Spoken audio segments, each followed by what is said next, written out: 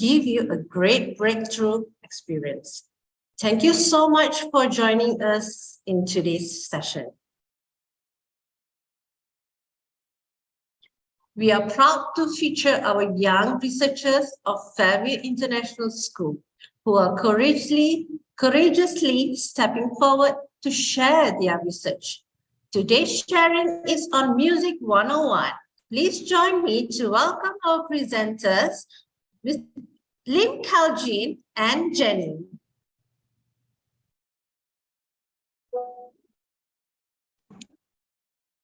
Ladies and gentlemen, boys and girls, parents, principals, coordinators, and teachers, welcome to Fairview's Breakthrough Talk.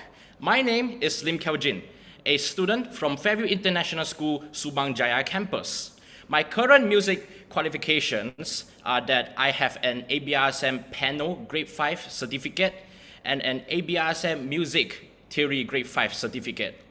Now, some of you may know me as the podcast guy from a really old Breakthrough Talk from last year, or as the animation history guy from a more recent Breakthrough Talk. But in any case, it is once again great to be back, and trust me, I have so much to share with you this time in this talk. Now, as a student, music is a really important part of my life, as it helps me to relax, especially during stressful times, while it also brings me great joy when I listen to my favorite songs as well. Furthermore, music also plays a big role in many other aspects of life too. For example, could you imagine your favorite movie like Pirates of the Caribbean without music? Absolutely not. Without music, that film will be devoid of its life, of its dramaticness, of its soul. And let's not forget our mobile phone ringtones, which are also in the form of a song that helps attract your attention to a call. While the songs saved on your phone could also help you to pass the time when you are like on a long bus ride back to home or in a boring meeting session. Of course, don't tell anyone about the last one, but you get the point. So from here, we can see that music is everywhere, and it is very important to our lives as it enhances our experience with arts by filling it with emotions and life, while it also helps us with day-to-day activities as well. So, however, have any of you ever wondered what actually is the definition of music? Like, how would you define music? If you have an idea, please type it in the chat.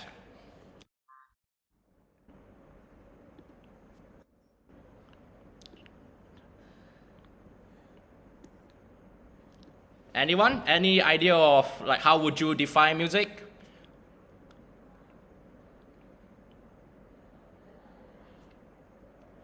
Okay, Guanrei says nope. Okay. Anyone? Anyone want to give it a try? How would you define music? Okay, Yen Lin. Okay, Yen Lin, my good friend from Ipoh. Many different pitches and melodies. Okay, yeah, that's solid. That's a solid answer. Yes. Any others? Okay, Mr. Adrian, we have says that music is the universal language. Yes, I agree. I absolutely agree with that. Okay, Nafis says it's a type of personal and cultural expression. Yes, all of these are quite true, very true indeed. And I actually also had the same question as all of you here. So I went to Mr. Google to do some research, and according to the online Oxford Dictionary, music is defined as vocal or instrumental sounds, or both, combined in such a way as to produce beauty of form, harmony, and expression of emotion. So in simple terms, music is a form of personal expression through the use of singing, instrumental sounds, or a combination of both. And this is in fact very true, as we human beings can express our current state of emotions and thoughts through the use of music, like how musicians play a slow yet comforting tune to show that they are sad, or like how they play bombastic and electrifying music to present their happiness. As such, having the ability to perform the musical arts allows us to be able to accurately express our feelings non-verbally, therefore making it a second option of communication, which could come in handy in a lot of situations, as more often than not, at least from my experiences, we simply just can't put how we feel into perfect words. So yeah, it is indeed very important that we learn this alternate way of expression. Now, here are a few more reasons as to why we should learn the art of performing music. Number one, research has shown that playing music can lower your blood pressure, reduce anxiety, as well as stress levels. It can even strengthen your immunological response, aka your immune system, which helps your body to better combat pathogens, thus keeping you healthy and happy. Furthermore, in terms of mental health, playing music is a social activity that keeps the mind active, thus protecting our aging minds from possible future illnesses such as Alzheimer's disease or dementia. Moving on, based on tests conducted at the University of South Florida, adults between the ages of 60 to 85 were given piano lessons. After 6 months of learning the piano, the results show that they exhibited improved memory, verbal fluency, better informational processing skills, and an overall improvement in cognitive abilities. As such, learning music can actually make your brain smarter, which especially helps us students who are studying most of the time. Oh, and let's not forget that learning how to play music can build your confidence and your social life too. Gaining the ability to play music can help bring people from all types of backgrounds together towards you. For music is an international language, as Mr. Adrian says, that can be understood by anyone, therefore allowing you to connect with even more people. Not to mention, it is also a cool skill that can be used to impress anyone, thus helping with your self-esteem and confidence as well. Now, after hearing about how playing music can aid you so much in life, I am sure all of you here would love to learn and perform the musical arts now. But before that, I think it is also important that we first understand how music developed into the form that it has today, so that we may get a deeper and complete understanding of the art form in its entirety. However, although I am a fan of history, by no means am I capable of teaching the history of music. As such, let me now welcome a good friend of mine who has dedicated most of her life to the study of the musical arts, and who is definitely way more suited to teach you about this. So Jenny, the screen is now yours. Okay, thank you, Keljin. So, allow me to properly introduce myself. My name is Jenny. I'm very obviously the more talented one out of the two of us. And I've been at Fairview Johor Bahru for 7 years. So, like Keljin said, I'm quite devoted to music, and I'm also pursuing a career in it in the future. So I've been trying to work hard towards this goal, and I've obtained an ABRSM Grade 8 Theory Certificate and a Licentiate Diploma, which is equivalent to a bachelor's degree qualification in flute with distinction, and I'm also taking my piano exam in 2 weeks. I've also won many international competitions for both the flute and piano, and in fact, I'm going to the United States this August, as I'm one of the 3 finalists for a competition there. Now, personally, my musical journey is quite complicated. I never initially planned on becoming a musician when I was younger, but during the pandemic, when I had nothing to do at home, I just started practicing more. And then I realized that music is something I quite enjoy doing and something that I'm passionate about.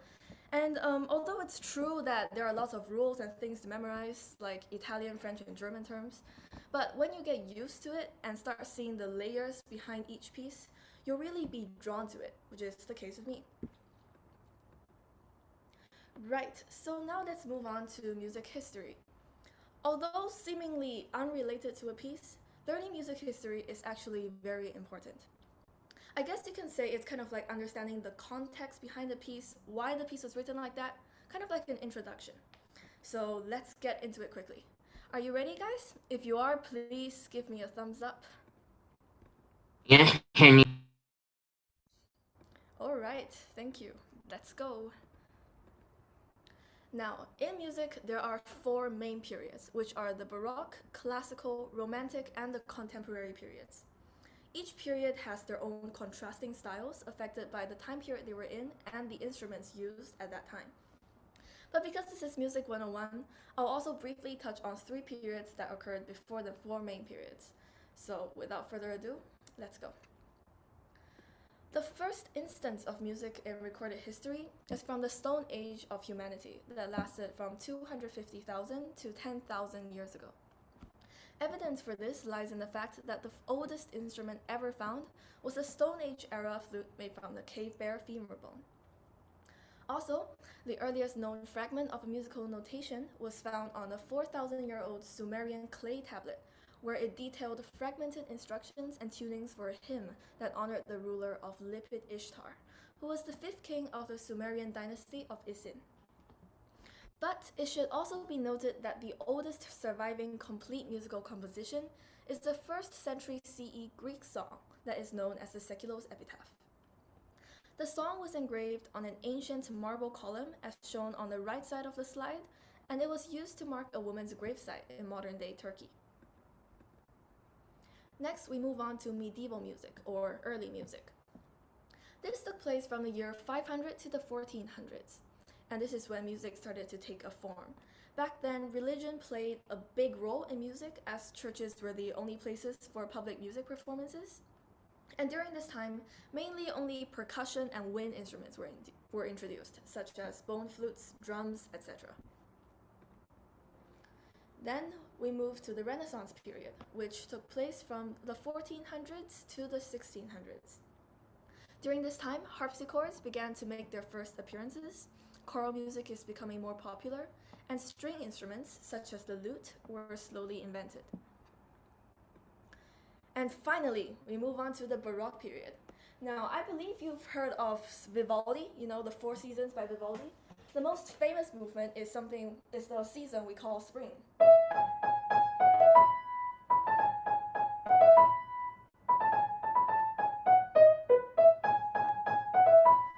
And so on. Well, Vivaldi is a Baroque composer. The Baroque period takes place from the 1600s to the 1750s. During this time, music becomes more well-developed with more refined musical shapes, phrasings, forms, and a new notation system called a key and not a mode, which is something Kelvin will elaborate on. The orchestra was also first developed, as well as operas and new types of works such as a cantata or an oratorio, which are very similar to operas but different in length and topic. Other famous composers like Bach, Purcell, and Scarlatti began to compose pieces with short and simple melodies that have one idea throughout the entire piece. The harmonies of multiple sounds are simple and functional with no pedaling. By the way, a pedal is something you will see on every piano, but its function differs based on what piano it's on. For example, the middle pedal, there are three pedals in total, but the middle pedal will have a different function depending on if it's an upright or a grand piano. However, the pedal on the right and the left will have the same function. So the pedal on the right is something we call a sustain pedal. Basically, it helps you sustain a note. For example, without a pedal, if I were to hold a long note, I will have to keep my finger on the key, like this. And if I lift it off, it will disappear. But if I use the sustain pedal, notice how my hand is off, but the sound is still there. Now, the pedal on the left is what we call an una corda pedal. This pedal helps make the sound softer. For example, if I were to play a soft excerpt, I'll have to put in a lot of effort and focus. But with the una corda pedal, it's kind of like a shortcut. It can help me make the sound softer without me having to put in that much effort. So yeah, basically this is pedaling. So like I said, in the Baroque period, no pedal was used, and there's usually no change in tempo throughout the piece. The articulation of notes are either detached or fluid, and some famous pieces with these composers made include the Brandenburg Concertos from Bach, Dido and Aeneas by Purcell, and Stabat Mater by Scarlatti. One interesting to note was that back then, during the Baroque period, the instrument used was not the piano, but rather a similar looking one called the harpsichord, as shown here. So, on the harpsichord, long notes could not be held because the strings were plucked rather than struck. So rarely you'll see long notes in Baroque music, like the picture on the right. And because the dynamics or the variation of volume of the harpsichord did not have a wide range that allows for gradual changes, the dynamics have a very limited range of either soft or loud, with sudden or no changes. Special musical symbols and pitch repetitions, such as ornaments as well as imitations, are common. If you look closely at the Baroque music piece, you can see sort of a horizontal zigzag above the note, and that is what we know as an ornament, which literally serves to ornament a piece and makes it more interesting. However, ornamentation is very confusing, so we'll not go there this time. Oh, okay, so this is interesting. I've never heard or let alone seen a harpsichord before. So they are kind of like the ancestors of panels. Well, yeah, I guess you can say that. You see, like the keys, the white keys are actually black this time, and then the black keys are actually white, so the colors are, different. Or you mean they are like flipped? Yeah, they're flipped. Okay, so then have you ever touched one of them before, Jenny? Nope, unfortunately, I have not. But who knows? Maybe in the future, if I have, I will definitely give it a try. Oh, okay, okay. Okay, so let's move on. Now, in Baroque music, figure basses are often found in bass lines, which are the lowest part of the music. Figure bass, basically, there are a set of numbers that indicates a set of notes called a chord to be played. For example, the score might have only one note, such as you can see on the picture on the left, but there are numbers below the note which indicate other notes that when combined with the note written on the score can form a chord. So the player is supposed to improvise on the spot. But this only applies for bass instruments, which are instruments that produce a very low range, such as maybe the double bass or the cello, or even keyboardists sometime in chamber music. Basically, if you play violin or if you're a flutist, you don't have to worry about figure bass because it's not your job. It's the bassist's job. So yeah. Otherwise, Baroque music also has polyphonic texture, meaning that there are two melody lines.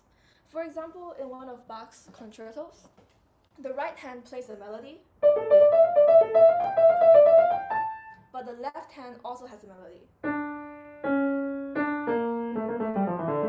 So when combined together, it sounds something like.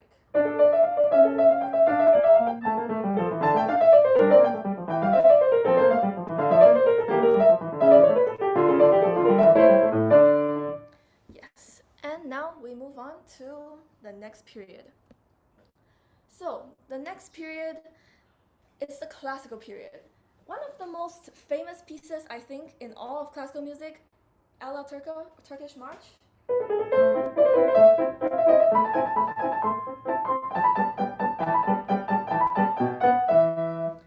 I believe all of you have heard this before sometime in your life, right? Yeah, so this piece was composed by Mozart, one of the most well-known composers of all time, and a classical composer. So, during the classical period, which occurred from 1750 to 1830, generally the entire musical shape and lines have become more cheerful and light. Instruments and pianos have become popular. Lengthy forms of musical composition, such as symphonic works for orchestras, as well as chamber music played by small ensembles, have also become very popular. Now, famous composers include the few most well-known composers we know, such as our trusty Mozart, Haydn, and Beethoven. Some famous pieces made during this era include the Magic Flute Opera by Mozart, the London Symphonies from Haydn, as well as Moonlight Sonata by Beethoven. In the classical period, the musical texture is not polyphonic anymore. Now it has become homophonic, meaning instead of two melodies, we now have one melody against an accompaniment. For example, in Mozart's sonata, in this case, the right hand will have the melody, while the left hand just plays a chord and acts as an accompaniment.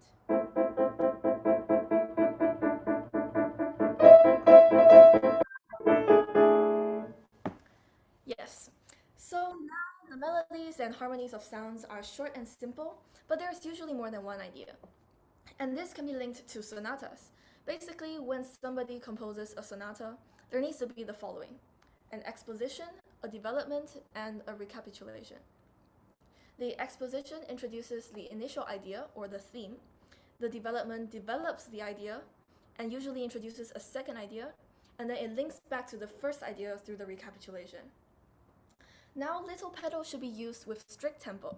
Dynamic or volume range has become wider with mainly gradual changes from very soft to very loud. One thing you can note is that composers like to use Alberti bass, which is basically a type of bass that goes like. And this can be seen in many classical sonatas and sonatinas, which are basically just smaller sonatas. For example, Mozart again.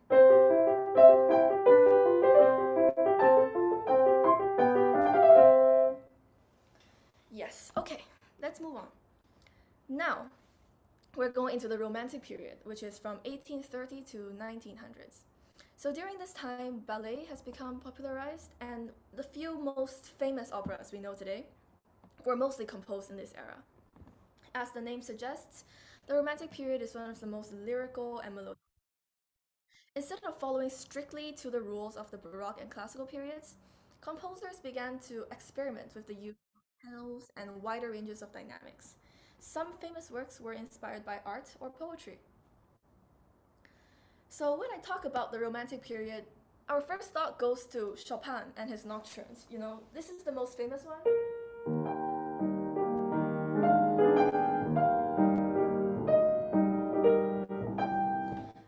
The Romantic period also has homophonic texture, with many groups of pitches, such as major and minor keys.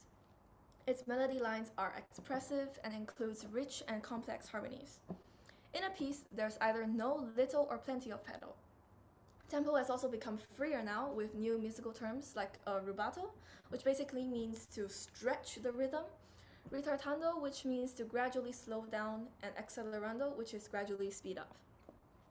All sorts of articulation and dynamics were used, with the dynamic range between very soft and very loud. Thicker texture between melody lines should also be noted, and this just means instead of a light and simple melody, like maybe Mozart, the texture or the notes in the melodies increase and are played more passionately to give it a thicker feeling. Using the same example, it sounds more expressive and thicker than. Yes. So now, let me introduce you to some famous Romantic composers. Besides Chopin's, many other famous composers popped up in this era too, such as Schubert, who made Ave Maria, and the Erlkönig, Mendelssohn, who composed the Wedding March and his lyrical Song Without Words, which is actually a piano piece, and Liszt, who created La Campanella and many other difficult works, such as his Transcendental Etudes, Brahms, who composed the Hungarian dances, as well as Schumann, who made scenes from childhood. Oh wow, Jenny. Well, the Romantic period sure sounds very expressive. Well, is it safe to say that I can use pieces of this period to, I don't know, like serenade people, especially during dates? Okay, I don't know about that because firstly, you need to have a lot of technique, which you might have to work on. And I think it also depends on your looks, which you also have to work on. But like no offense, no offense. I say this in a kind, caring, loving way. Okay, Okay. now let's move on to the contemporary period. This period's gonna be a little bit confusing and a lot of information will be given, so listen carefully. Contemporary period can be split into 4 smaller eras. The years defining each era are a little hazy, and they kind of overlap each other, but our trusty musical historians have found out a rough sketch of each era. This era basically, generally, it uses some syncopation, which are disturbances or interruptions in the regular flow of rhythm. And no, little, or plenty of pedal are used, and either no change or frequent changes in tempo. All sorts of articulations and dynamics can also be noted. So the first era in the contemporary period is the Impressionism era. This era, as well as the Romantic period, are my favorite times in all of classical music because, there's just something different about the sound and all the melodies. It's just so different and it's so special. And basically in this era, melodies are very expressive and have a dreamy, hazy, and oriental vibe to it. Dissonant chords, which will be explained later, were also present in the musical repertoires, which included rich harmonies and homophonic texture. The most notable composers that lived during this time are Debussy and Ravel. A piece I believe all of you must know by Debussy, Clair de Lune.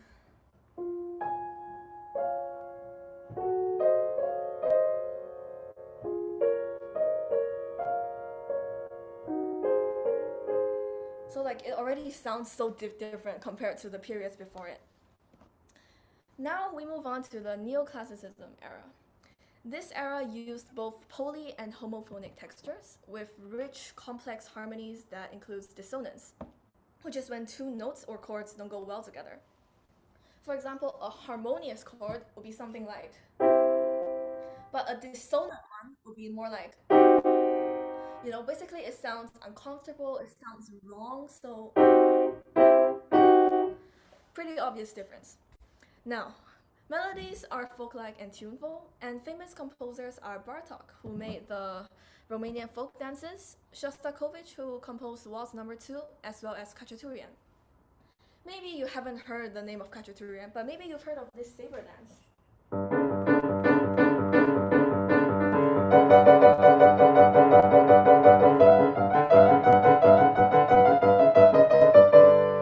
It's a very, very interesting piece. My favorite recording of this piece is actually by Berlin Philharmonic, so highly recommend you to listen to it.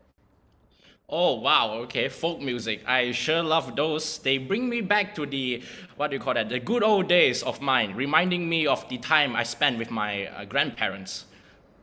You're making yourself sound very old. Are you secretly 60 years old?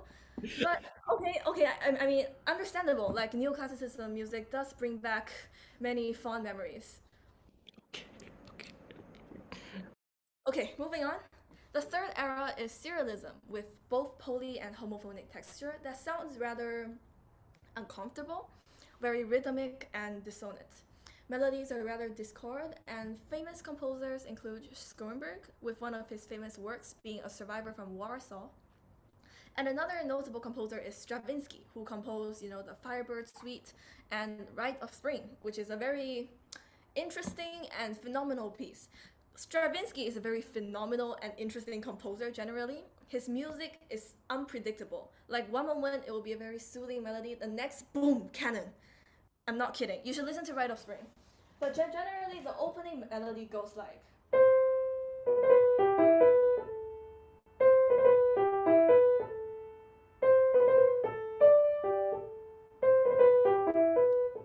And so on. And then before you know it, and then there's like a boom, boom, boom, boom sound.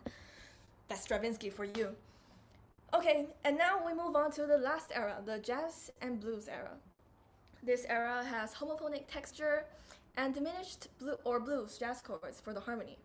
The melody is catchy with a swing, danceable, and rhythmic style. Famous composers include Gershwin, who made Rhapsody in Blue, Alan Bullard, who composed Dance of the Universe, and Mike Cornick, who created his 6 jazz piano solos. You'll see these names in your ABRSM repertoire list, especially in List C. Now, can I welcome Keljin to demonstrate a song from this era? Keljin, turn on your camera, don't be scared. Okay, fine, yeah, sure. Okay, a bit nervous, but I believe most of you here know Elvis, right? So, yeah, and one of his most famous songs is, goes something like, Wise men say, only fools rush. Sorry. Hold on. I'm so nervous. Okay, let me do that again. Right, Jenny? Sure, go ahead. Wise men say, only fools rush in, but I can't help falling in love with you. Shall I stay? Would it be a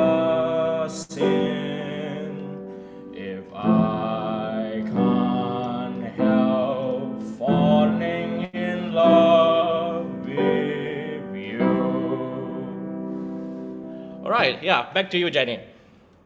Okay, well, pretty decent. Okay, now we move on.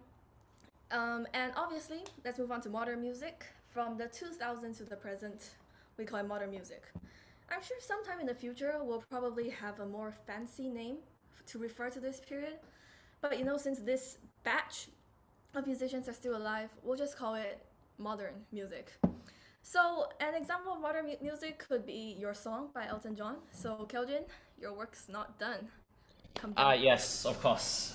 Right, Elton John, yes, one of my most favorite musicians. So, yeah, your song. It's a really romantic one, not gonna lie, and one of my most favorite ones ever. Yeah, I hope I can play this.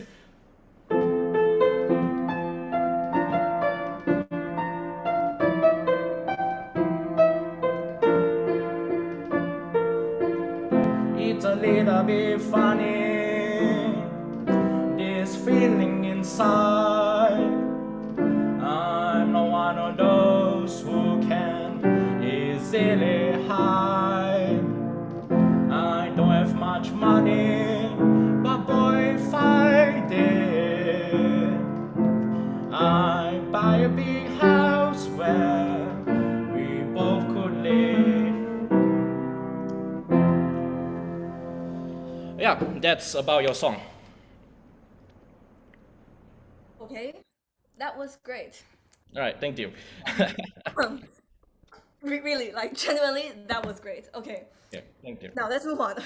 As you can see, music has taken a freer form, while rules of composition are still followed, of course, and many modern compositions actually bear resemblance or are inspired and influenced by the styles of earlier periods of composers.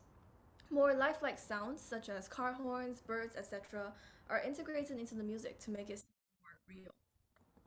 Oh, actually, we're one slide ahead.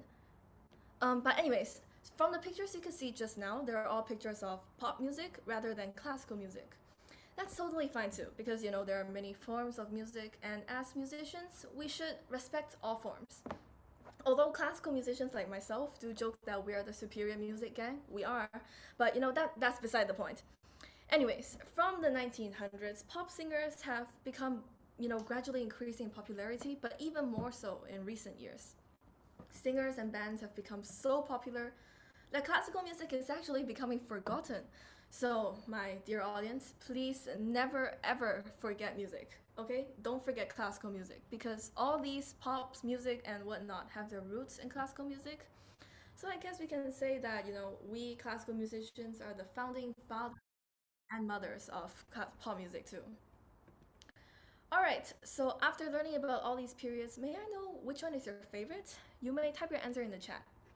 I just said mine is the Romantic and contemporary periods, specifically the Impressionism. So, yes, Xingran, good taste, good taste, good taste. World War II propaganda music. Okay, well, I mean, to all the people who say romantic, I love you. Like, romantic is literally like the most. Who wouldn't like romantic music? That's the question. That's the question. Serialism, okay, decent. And I like them all equally. Good answer, Jolene. Good answer. Oh, and Roy actually says romantic takes my heart. Good, good. We have taste, though. Yo, like, wow, okay. I'm happy. I'm happy with this answer. Yes, Arena, you are right. You're right. Oh, Guari likes modern music. No worries. That's also okay. I mean, we're open-minded. Modern music is also great. It's also a type of music, so totally fine. But yes, okay, that's nice. All right, let's move on. We're finally done with the introductory part of music, and now we're going to learn some techniques on how to play. The instrument we're going to play today is the trusty piano, as it's one of the most common instruments amongst children, and usually the first instrument. So when you think of playing, the first thing that occurs to mind, or the most important thing we need is a music score, like this one, a music score. But how do we read music? The answer is by understanding music theory. By learning music theory, we can read, understand, and play any piece of music we want to. And now, before y'all get tired of my face, even though you have no reason to, let's give the stage back to Keljin for him to give us some lessons on piano music theory basics. Alright, hi guys, I am back, and yes, I shall now teach you the beginner basics of piano music theory, which is the study of the practices and possibilities of music. And it is actually quite essential knowledge in order for one to be able to start to perform the musical arts. Now, in this session, I would answer the questions that are going on in your head right now, like what exactly are dynamics, articulation, tempos, keys, and so on. So I would suggest everyone here to take notes, as there will indeed be a lot of details to cover. And without further ado, let us jump straight in. If you are ready, do give me another thumbs up.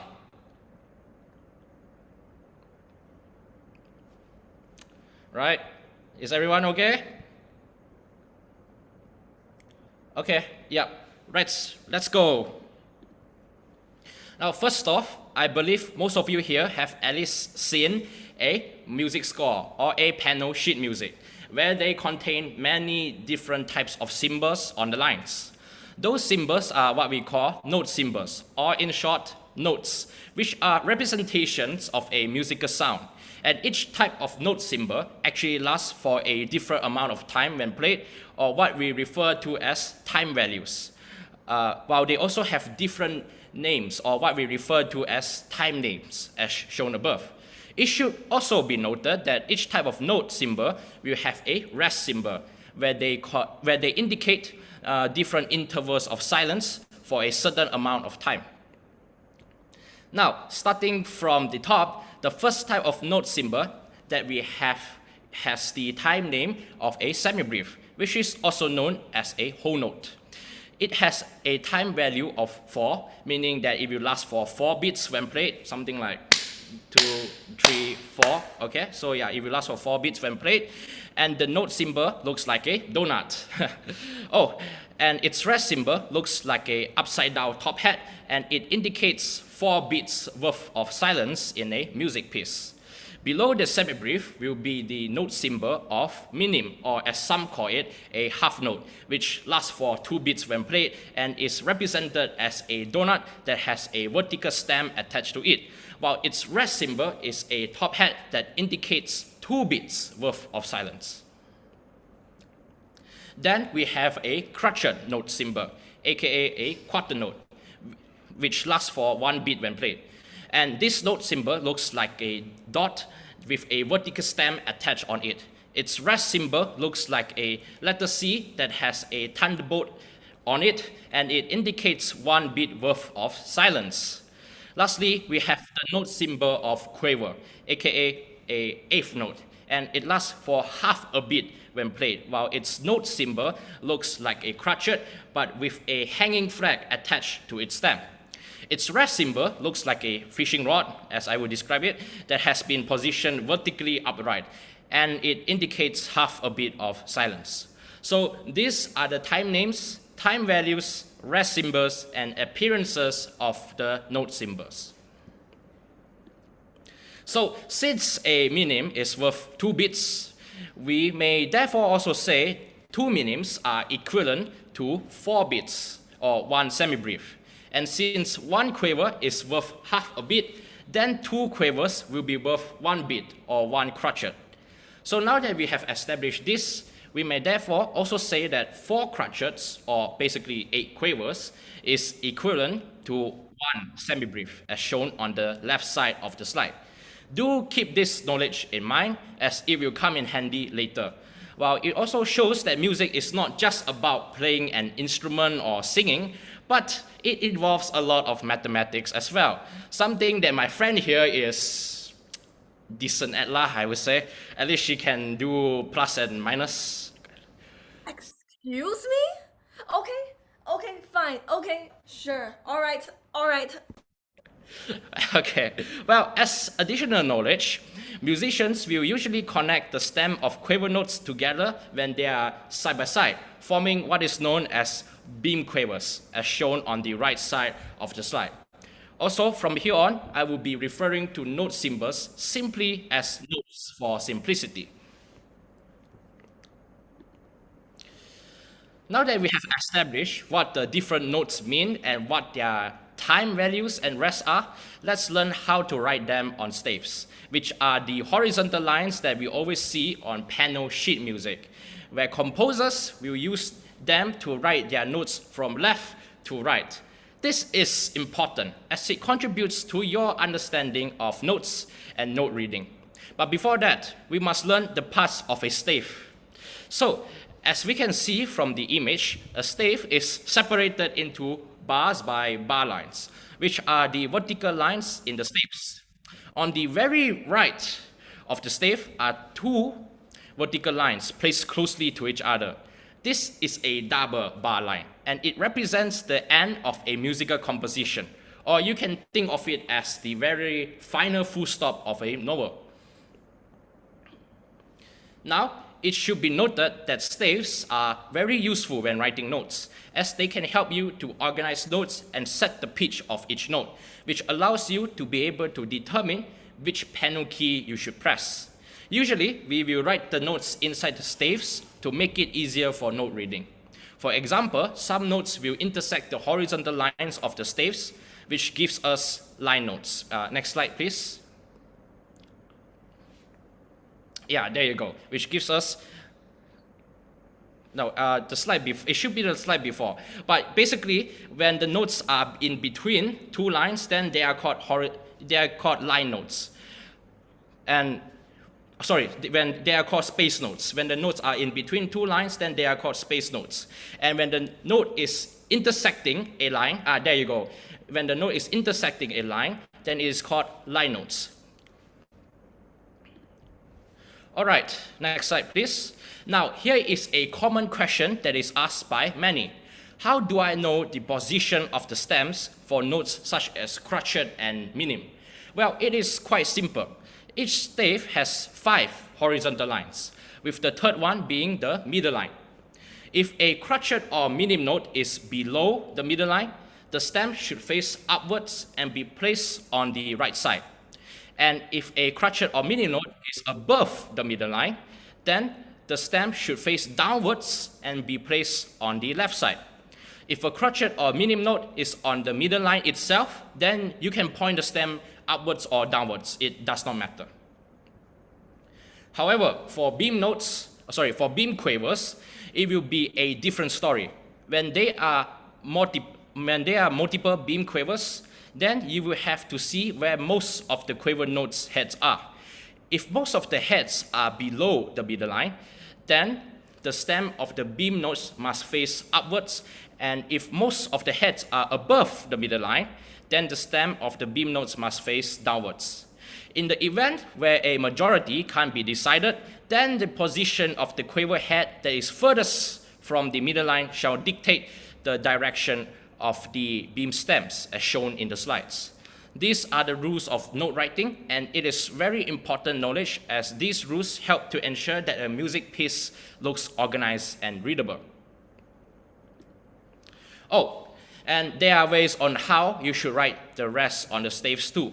For instance, as shown in the slides, a semi-brief rest should be written right under the second top line of a stave, while the minim rest should be written right above the middle line. It should be noted that the letter C-like part of the crotchet rest should be roughly around the space between the lower second line and middle line, while the dot of the quaver rest should be in the space between the top second line and the middle line of a stave. Do try and remember all of this knowledge, as they will not only help you to write notes and make your own songs, but will help enhance your note reading skills too. Isn't that right, Jenny? Yeah, very unfortunately, that's correct. Look, okay, even though I hate music theory with my entire being, like I really, music is the part I hate the most about music, if I have to put it plainly. But even when that's the case, I still must say that what he just said for the past 15 minutes, it's definitely very important for you to know so that you can properly build your foundation in music. Yep, very true. I totally agree. Now, moving on, we have time signatures. Time signatures dictate how many notes can be placed in a bar of a stave for note organization purposes again, which helps to form the rhythm of the music, aka the recurrences of notes and rests in a time. Time signature usually appear at the very beginning of a music piece, and they come in the form of a top number and a bottom number as seen in the slides. The top number dictates how many beats should be in each bar, while the bottom number dictates what type of beat they are, or in other words, the type of notes. Now let's understand the bottom number first. The bottom number is usually represented by 4, 2, and 8. 4 means crotchet, 2 means minim, and 8 means quaver. After you understood this, you will just have to see the top number to understand how many of a specific type of note you can add to a bar. For example, the time signature of 4/4, which can also be represented as the letter C as well, means 4 crotchet beats in a bar. Therefore, you can add a total of 4 crotchets in one bar or anything equivalent to that. This also means that we can add 2 minims or 1 semibreve in a bar, as that is the equivalent to 4 crotchets as established earlier. Great. Now that you understand what time signatures are, we can move on to tempo. In simple terms, tempo refers to the pace which the music should be played in. Now, who here can understand Italian? Please type in the chat if any of you can.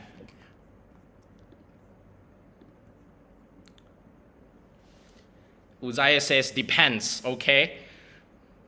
Only with music terms, okay, yeah, Singran, of course. Anybody else who has any familiarity with Italian?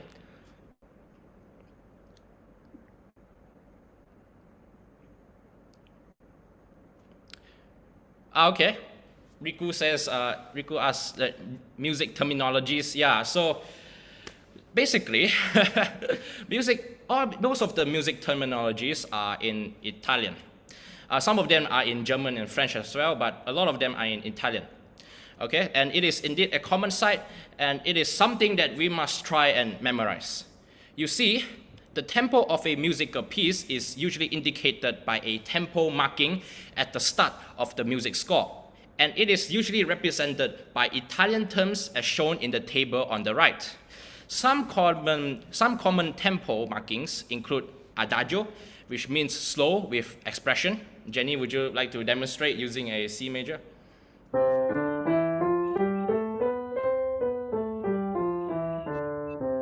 Yep, that's adagio. Andante, which means a walking speed. This is more subjective. It depends on how quickly you walk, but we assume you walk slowly.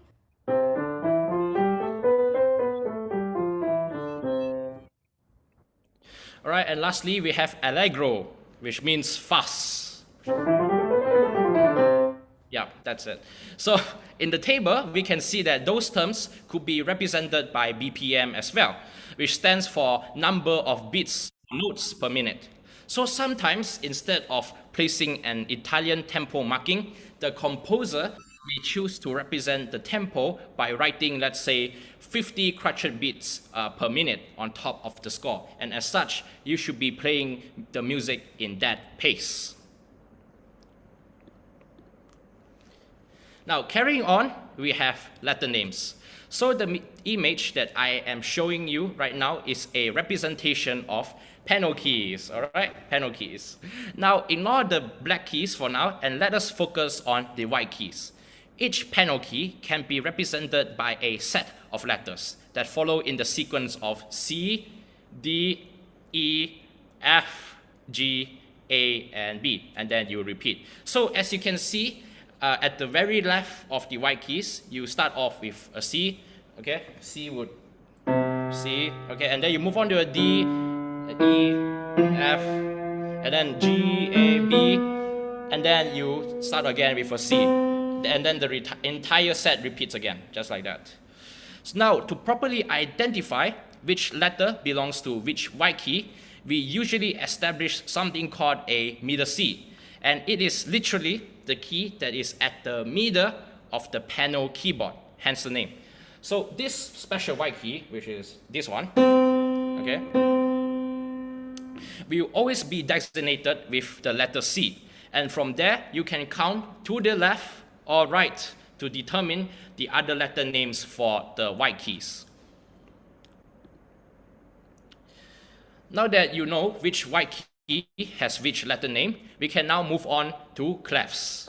Now, in music scores, you would have something called a clef that will appear at the very start of a stave, and it determines the pitch of a particular line. So, for instance, we have a treble clef here. A treble clef is, a treble clef in a piano score is usually played by the right hand. This, well, of course, my camera is flipped here, but yeah, this is my right hand, okay? With the middle C, white key, being represented by a note that is at the very start and bottom of the stave. And based on the location of the middle C, you can continue to count and identify the letter names for the upcoming notes of the bar, which therefore allows you to identify the white keys that correspond with those notes, thus allowing you to be able to determine which white keys to press. So if I were to play all the notes that are showing right here, okay, I will start off with the middle C as dictated by the staves. And so it will be like, okay, so it will sound something like that. We also have a bass clef, which is usually played by the left hand. However, the concept here is exactly the same as the treble clef, with the only difference being that the middle C this time is at the end and at the very top of the stave, and as such, you must be careful when counting and identifying the letter names of the notes and white keys, so that you can properly play the music correctly. So if I were to play all the notes here, okay, I will start off with a lower C, so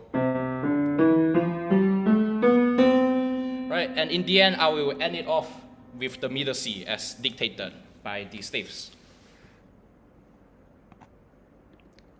So, moving on, let me now introduce scales. But before that, how many of you here have played scales before? Or at least heard of scales? Please type your answer in the chat. I would love to see it.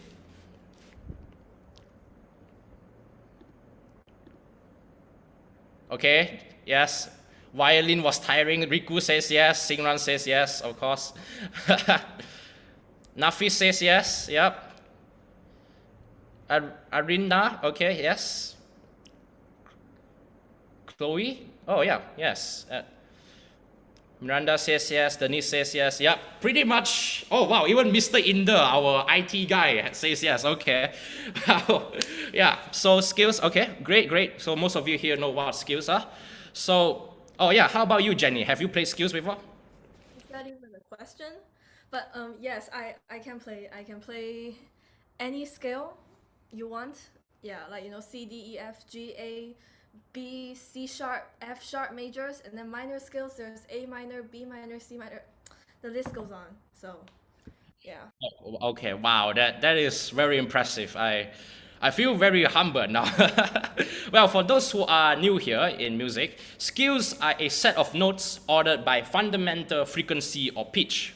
We can arrange the notes in an ascending order, such as the one shown on the top, or we can arrange them in an descending order, such as the one shown at the bottom. One more characteristic of a scale is that the letter name of the first note will always be the same with the last note. For instance, the scale at the top starts with a letter C and ends with a C note as well. So for scales, we have multiple types, such as major scales, harmonic minor scales, melodic minor scales, but at this level, we are only going to focus on major scales. Now, one of the most common and the easiest major scales is a C major scale, where it starts with a C and ends with a C note. For this scale, you only have to press the white keys in sequence to play it, just like so.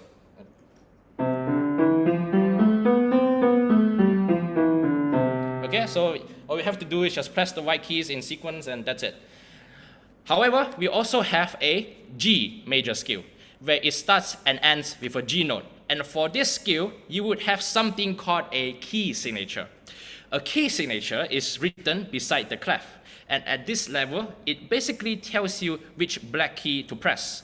For instance, in G major, the key signature has a F sharp, meaning for every single F note in the scale, you would need to press the black key that is right next to the F white key, which is this one.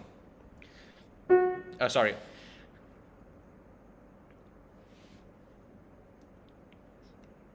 Yep, this one. Okay, so if I were to press, if I were to play a G major scale, it will be something like this.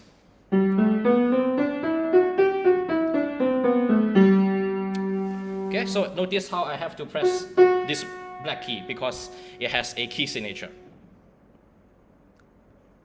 Now, there are many other major scales with different key signatures, so do explore around, and if you wish to learn more, the internet is filled with even more information on them. Furthermore, we have articulation. Now, articulation are symbols that dictate how a note should be sounded. For instance, we have staccato, which is represented by a black dot on the note.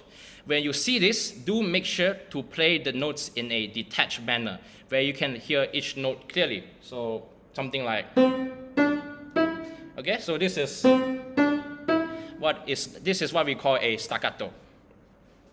Now, another articulation symbol would be the accent, which are represented by triangular-like shapes.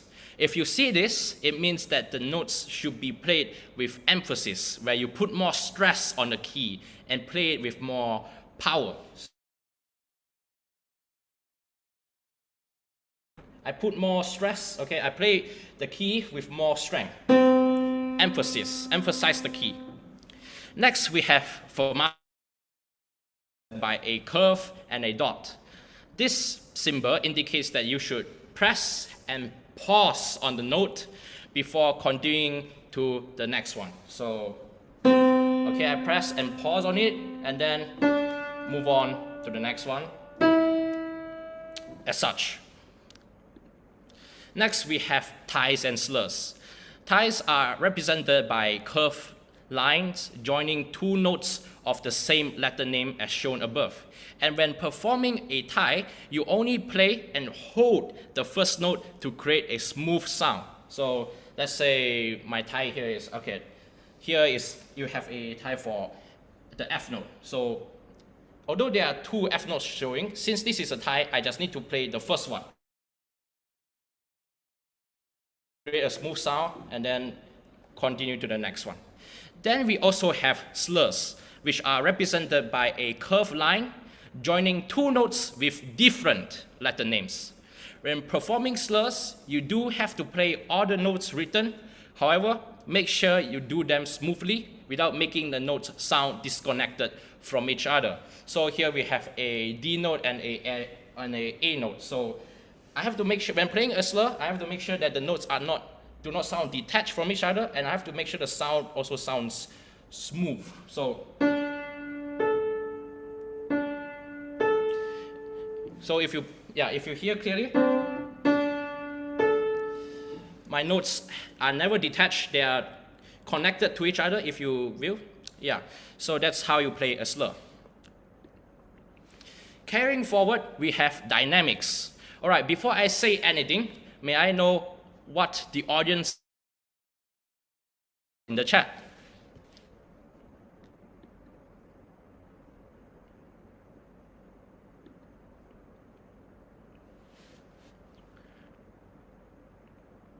Okay, Singran just gives a thumbs up. Anybody knows what dynamics are? Or what do you think dynamics are? It's okay. I mean, okay. Uzziah says they are ways on instrument.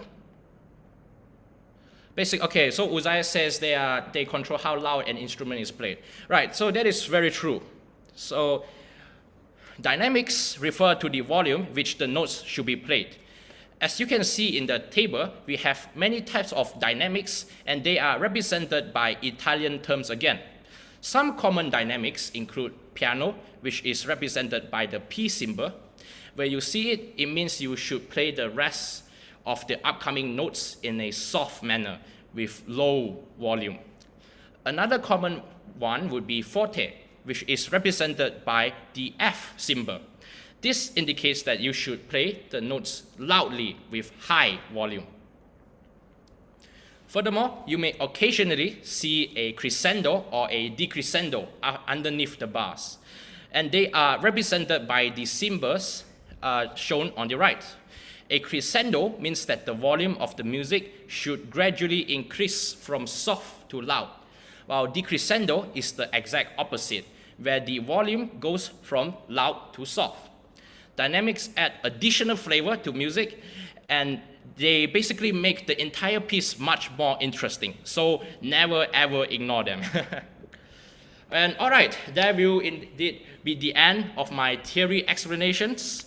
I know it is a lot to digest, so do take your time, and it's okay if you don't get it in the first place, because eventually with practice, you will get it.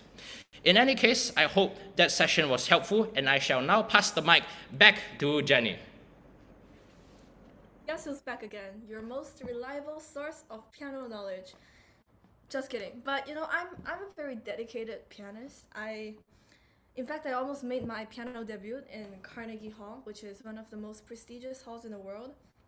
But unfortunately, I couldn't make it to the States that time because of the pandemic and, you know, travel restriction rules.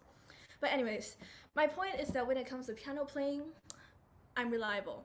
And I recorded a recording just for this talk, so you can listen to it later and you'll definitely know I'm decent at the piano. So now, piano playing tips and tricks. Let's talk about what to do in order to play like me. No, I'm just kidding. Let's talk about what to do in order to become a better pianist and to improve your skills. Firstly, practice. This is the most cliche thing ever, and it's probably said to you by every musician on the face of this planet. And it sounds very irritating, but honestly, there's no other way. I know a lot of people talk about, you know, like talent. Oh, you need talent to play piano. Wrong. No, you don't. I mean, like, sure, talent is an asset. It's important, but it's not necessary. You know, if I were to make an equation on what it takes to be successful, talent will only take up, like, you know, like 30%, and then the rest of the 70% is just practice and hard work. Without talent, you just have to practice more. And with talent, you just spend less time. The keyword here is less. Less time on excerpts that others may have to work more on. But you know, you still have to practice a lot because there are many aspects to practicing. And personally, I like to think of practice as two parts. One is physical practice and the other is mental practice.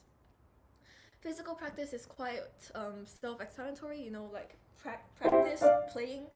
But mental practice to me is more of listening to recordings and, you know, reading your score. This can actually help you understand the interpretations of different pianists, musicians, and help you notice the small markings in your score. So here on the slide, you can see two pictures. The black vertical box is something called a metronome, which I have. And then the white one is something called a tuner, which, you know, I also have.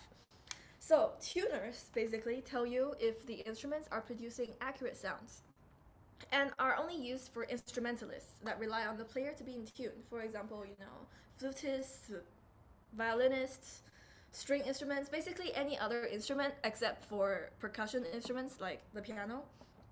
So yeah, pianists don't have this issue because if the piano is out of tune, all you have to do to fix it is call a piano tuner, which is basically a person who will come tune your piano for you.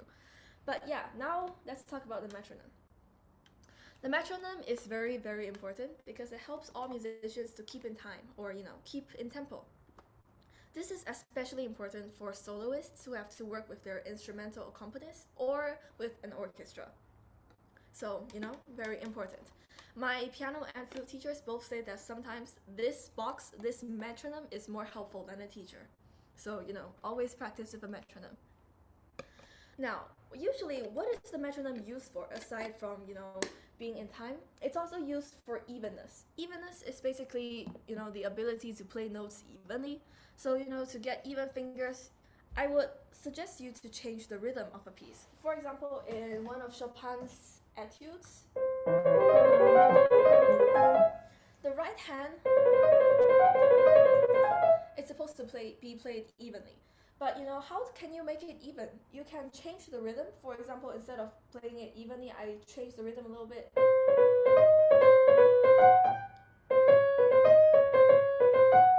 And then after that, I go back to the original. So this is kind of like a reverse psychology kind of thinking, and it's actually very helpful for me, so I think you should try it. Okay, now we move on to practicing scales. So scales, like what Kelvin said, very important part of the ABRSM piano examinations, which are music exams for people to take. And scales are also great in improving your finger movements too. I'm sure any piano player or like instrumental player here, you can all relate to your teacher forcing you to play scales. Even now, when I don't take the ABRSM music syllabus anymore, I take the Trinity diploma syllabus, which doesn't require skills in exams, but my teacher still forced me to practice. I don't. But don't tell them that they're not here today, so I don't want to get scolded. But anyways, this makes me hypocritical for me to tell you to practice scales. But I understand the importance of playing scales, so yeah, you should play scales. But anyways, my point is, these scales can actually be modified slightly to make practice more fun and less tedious. For example, like I said, you can change the rhythm of the notes, or you can do a little brain teaser, like, you start from different notes on the scale. For example, if you're playing G major, which is the one with F sharp, like Kelvin said, you can actually start from the fourth note of this scale, which in this case will be C. But instead of playing C major, you still play with the accidentals G major has, which is F sharp, just that you're starting from a different note. Now, scales are very important because aside from the fact that they can help you improve your technique, they're also found in pieces. For example, in one of Schubert's piano impromptus,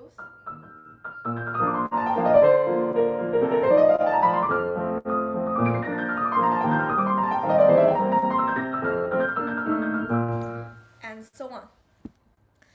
So, anyways, my point is practice scales. Okay, now we move on to sight reading. Once again, this is another skill that the common ABRSM exams tests, and in my not really humble opinion, this is the most important skill for musicians. Sight reading, as you all know, allow you to learn any piece simply by seeing the score. It helps you learn pieces faster and improves your overall musicianship. Good sight readers are also typically good memorizers of music, and usually they also have good muscle memory skills. Muscle memory can be helpful in sudden situations, especially during performances. So when you're nervous, your mind goes blank, or maybe you have a sudden memory slip halfway through your performance, your muscle memory can save your life. Actually, I like to rely on my muscle memory during performances. Like I take a deep breath and I don't think of anything and I just let my fingers do the work. 9 out of 10 times this works. The other one time, we don't talk about it. We don't talk about it. Yeah, so anyways, for anyone who wants to pursue music or become a performer or basically want to get better at music, sight reading will determine everything. Let me give you an example. So for example, you're a freelance musician and in 2 weeks there's a concert opportunity. Now, if you are bad at sight reading, let's say you don't know this piece, but by the way, you're bad at sight reading, you can say just goodbye to this opportunity, because 2 weeks is actually a short time even for a good sight reader. Because when it comes to music, it's not just about playing the notes, but it's about bringing the context, the meaning behind the music to the audience. So but if let's say you're a good sight reader, at least you can stand a chance, or play a presentable version of the piece that's kind of performance ready. But anyways, my point is, improving your sight reading will boost your performance by 1000%. Now, personally, I'm a decent sight reader. Not to toot my own horn, but really, like when I took ABRSM, I got full marks in my sight reading exam, which I think should be enough evidence. But to be a good sight reader, firstly, you have to learn the notes. Secondly, you have to know the rhythms and the beats. So I hope you've been listening to what Kelvin explained for the past 20 minutes, because very important. Now, here is where the metronome comes in. When you're sight reading a piece, my best advice is to start slow and then slowly increase your tempo. So some people can also start by playing the right hand first and then the left hand and then joining them together. But for more experienced people, you can do both hands immediately. But now let's move on. All right, now before we go into listening, may I know what song titles you listen to? Please do feel free to type them in the chat below. It can also be pop songs. Yeah, it doesn't matter. Pop songs are also great. Personally, some classical musicians joke that we have no life, and then all the only music we listen to are like classical music. But actually, I think pop music is also slay. I love Taylor Swift. Taylor Swift is such an amazing person. Okay, my music playlist is all over the place, honestly. Arena, yeah, I know. Arena and I are good friends. I know your music tastes very, very well. Now, Uzair said, I'm Australian, balik kampung, tanggal tiga. Okay, I can't speak Malay, so I apologize if I completely butchered the pronunciation. But anyways, nice. Okay, Jolene likes all genres. Okay. Shima likes Taylor Swift. Good taste. I love these people. Wow, okay. Now, before I get too carried away by talking about how much I love Taylor, let's move on. So I'm really glad here that some of you have this habit of enjoying music, but did you know that actually listening to the pieces that you're learning right now, your piano pieces, they actually help to improve your piano skills too? So let me explain. Listening to pieces can help you get to know more musicians, interpretations, and ornamental choices that help you develop your own playing style. However, it's important to note that you should not copy someone's interpretation, even your own teachers, because that's plagiarism, which is unforgivable. An interpretation is someone's unique understanding of a piece, and therefore their unique style of playing it. I know that most teachers will teach you their interpretation, and if they insist on you following it, then by all means, go ahead. However, if your teacher encourages you to develop your own style, then you really should, because it's for your own good. And like I said, you can develop that style through listening. Not just online recordings on YouTube, but you can also participate in or audit masterclasses, watch concerts and recitals, and even your own playing. Recording yourself and listening to it, and it's really helpful. And you know which parts sound different too, because trust me, there is a big difference between what your ear catches and what your phone does. I guess you can say, listening is kind of equivalent to reading books and its effect on writing creative essays. For example, if you're an avid reader, you subconsciously get inspired by, these books and the writing styles. So when it's your turn to do the writing, words just flow easier. And similar to that, if you hear almost every pianist do a rubato in one particular section, you subconsciously pick it up. And if I were to be honest, if you want a unique interpretation, all you have to do is mix and match a few, and then boom, you have your own. Yes. Okay, now let's move on to my last part, reading. So, books may seem to have little connection to music, but it's actually important because it provides context on pieces and famous people. For example, Glenn Gould is considered one of the best Bach interpreters in the world, so reading about his life can help you improve your playing of Bach. Another pianist to read upon would be Arthur Schnabel, who is the first person to record all of Beethoven's piano sonatas. So his life story will also be inspiring to read. All of Beethoven's piano sonatas, there are a total of 32 piano sonatas, which have an average time length of 30 minutes. So definitely very difficult to learn, very difficult to record. And Schnabel is the first person in history to record all 32, so big achievement. Also, in the Romantic period especially, pieces are inspired by books or literature. For example, Liszt's Dante Sonata is inspired by the story of Dante. And have any of you ever heard of Shakespeare's play, The Tempest? In fact, actually, one of Beethoven's piano sonatas, also called The Tempest, is believed to be inspired by this play. So,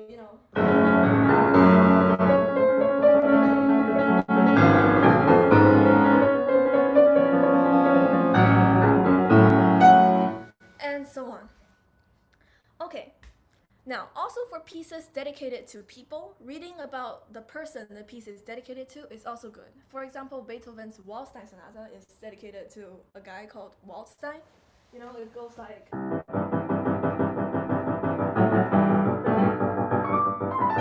And so on.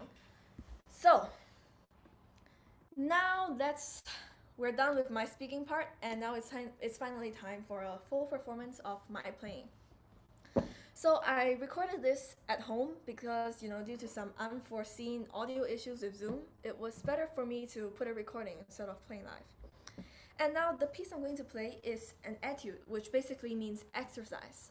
Yeah, it was composed by Chopin, a romantic composer. And Chopin actually wrote 2 sets of etudes, something we call an opus. Oh, next slide, please. Okay, anyways, later when the slide is shown, oh yes, it's shown here, you can see OP, like Chopin Etudes OP 25. OP is the short form for opus, which basically means set. So the first opus of Chopin Etudes is number 10, and the other one is 25, which I'll be playing. Now the second etude, opus 25 number 2, this is an etude in F minor that we refer to as the Beast etude. However, it's worth noting that Chopin himself did not give this etude its name. Yet, for simplicity, Beast is definitely easier to understand than, like opus 25 number 2 in F minor. Yeah, Beast is definitely more simple and easier. So, enjoy, I guess.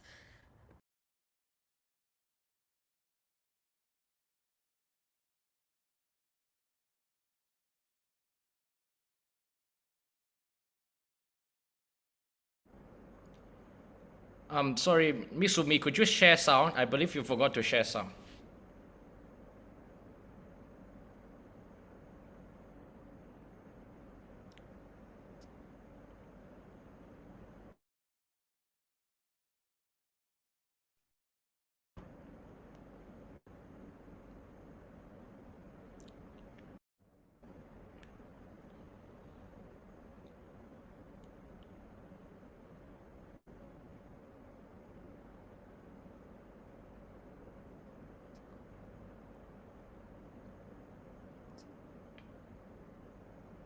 Yeah, I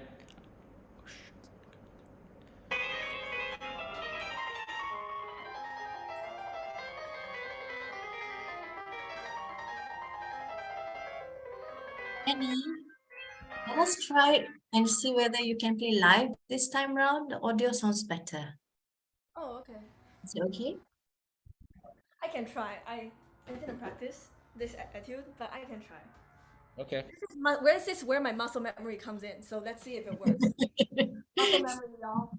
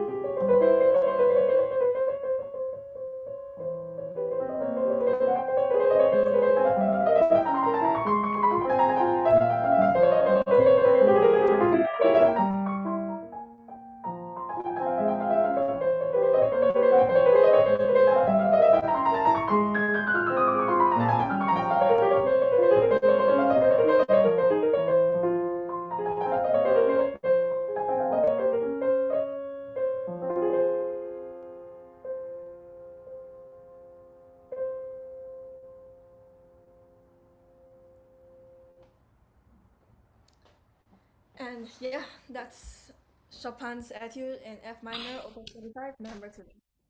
Wow, that was that was amazing. I mean, like, how did you do it? Like, if I was the one who did it, my fingers were broken off. But okay, congratulations, Jenny. That was an amazing performance. You have done so well. Thank you, thank you. Are you jealous of my skills? I'm just joking, just joking. But thank you too. Your theory explanations were also great. Yes. Well, thank you so much. Also, could we head to the next slide, please? Right, so, and my dear audience, this will conclude our breakthrough talk for Music 101. I hope all of you found it interesting and managed to learn something new from it.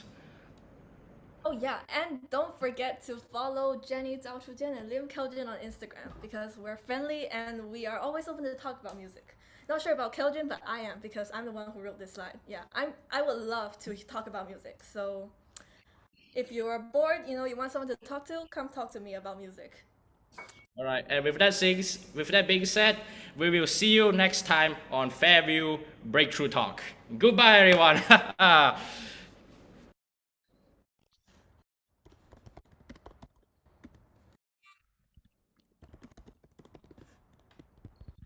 Yeah, but for those who are who still have questions, as we still have a Q&A session, so do feel free to stay if you have any questions for us. Thank you so much. I think we will pass the mic back to Ms. Jaswindra now.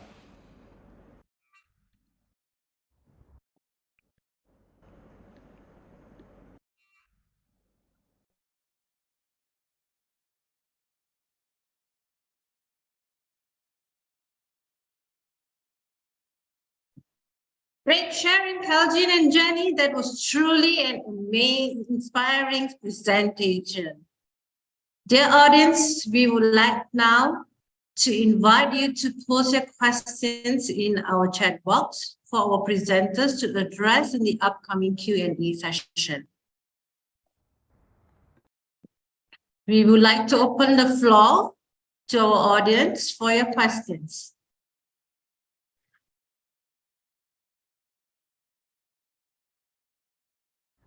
Okay, there's a question for you, Jenny. Have you ever played a hemi-demi semiquaver or a longa or a what is that? I know what a hemi-demi semiquaver is, and I have played it on the piano and the flute before. It's basically just a very short note, like that would be, a hemi-demi semiquaver. A brief is a semi-brief, but twice as long, so 8 beats.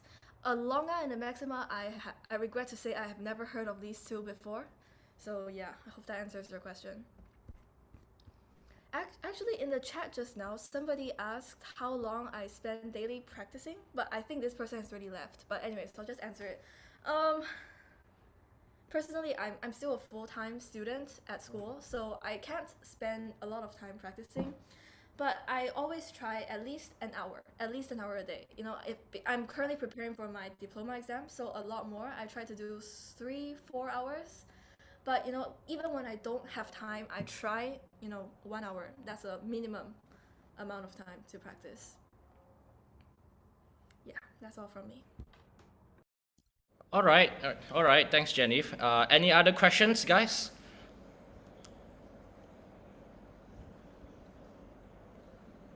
Any questions?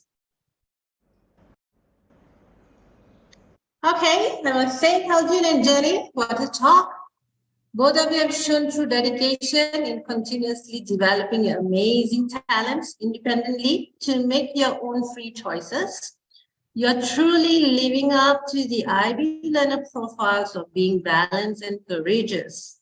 In other words, you are trying new things that will bring joy in your lives. I hope the audience takes a leaf out of their well-written research and apply it in their lives as you have. Ladies and gentlemen, please give a thumbs up if you agree with me. Thank you so much for your support, dear audience. It is fact that students here at Fairview International School learns multiple skills, not just academically, but also enhancing what they are good at to enjoy their learning journey.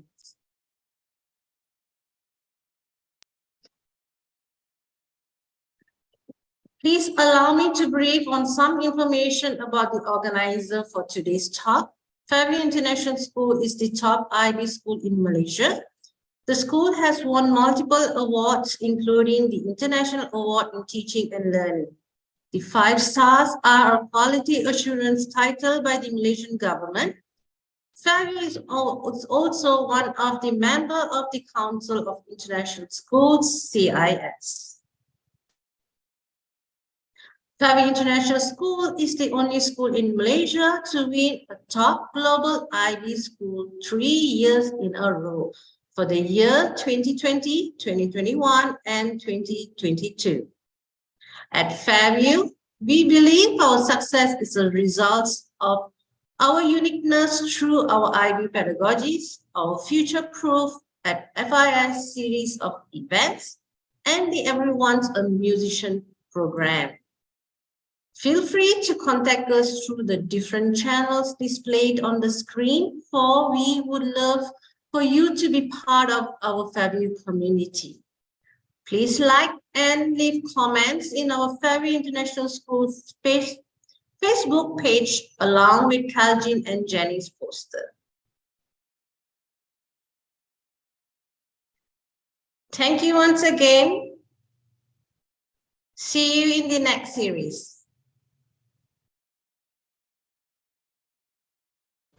All right, bye. Thank you so much, everyone. You have been a Bye, great everyone. Jenny, anything to say to the audience? All of you have such great music taste. It was such an honor for me to share this time with you all. Yeah, love you guys.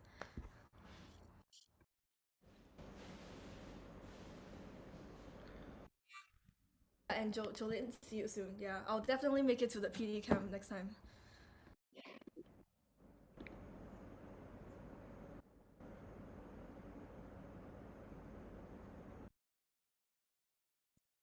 Okay, thank you, everybody. Can I have everybody exiting the scene? Jenny, are parents able to join? Okay.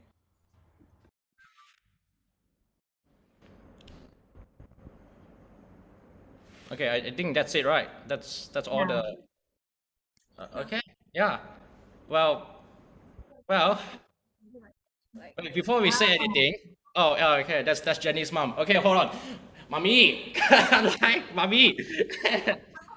Can all mummies enter the screen? Okay. Hello. Hi. Okay, All wait. right. Before we This is say our anything, yeah, sorry, Miss India, but before we say anything, Jenny, we did it! We did it! High five! The digital high five! We did it! Okay. Okay, nice, it's done. Okay.